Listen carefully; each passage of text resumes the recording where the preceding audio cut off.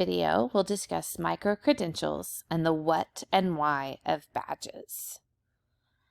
As we explore what it would look like to implement alternative credentials as a part of learning opportunities, it is important to identify the following.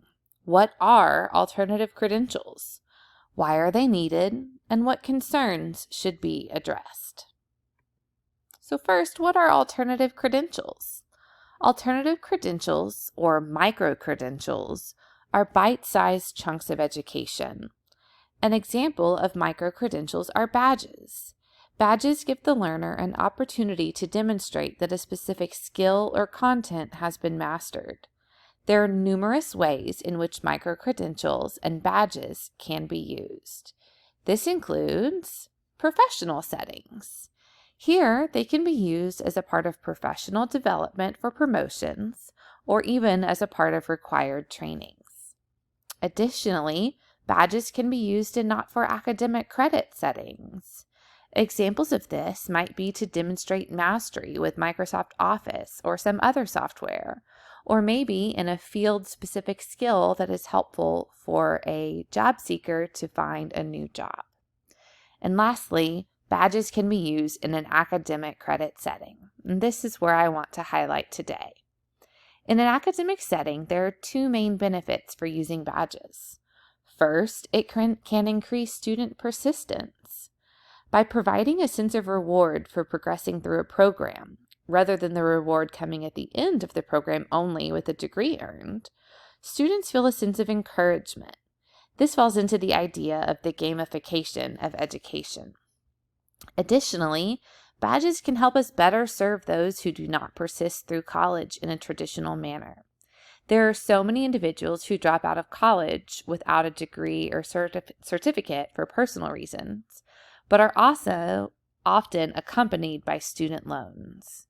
Badges would give these students something to show for the work they have completed. So why are badges needed? One of the main reasons that badges are needed is because the three-step career cycle, education, career, retirement, doesn't really exist anymore.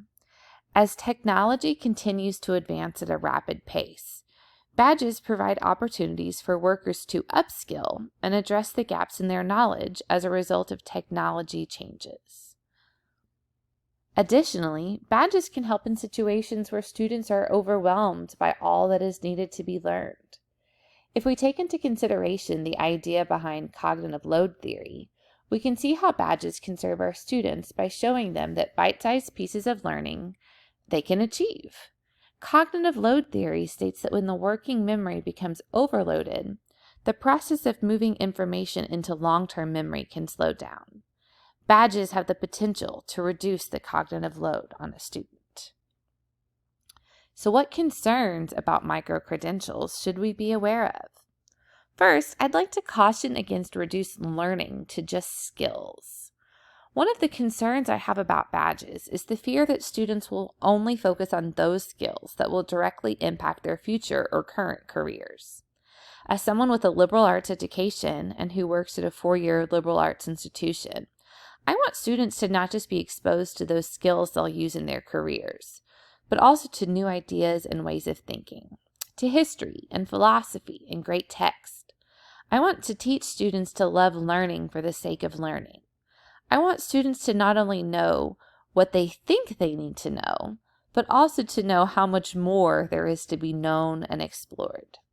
As we develop badges, we need to remember that just because something does not have a badge associated with it does not mean it is not worth knowing. Also, we need to ensure that badges are worthwhile.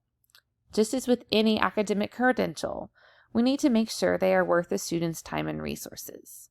One of the ways to do this is to align badges with professional standards to ensure we are giving students something valuable that will serve them in their life's endeavors. In conclusion, badges are an excellent way to help serve student populations. They can allow students to foster an attitude of lifelong learning as it relates to areas that serve them professionally. But in the meantime, we will also want to make sure that we are not reducing learning to simply earning a credential. Thanks for listening.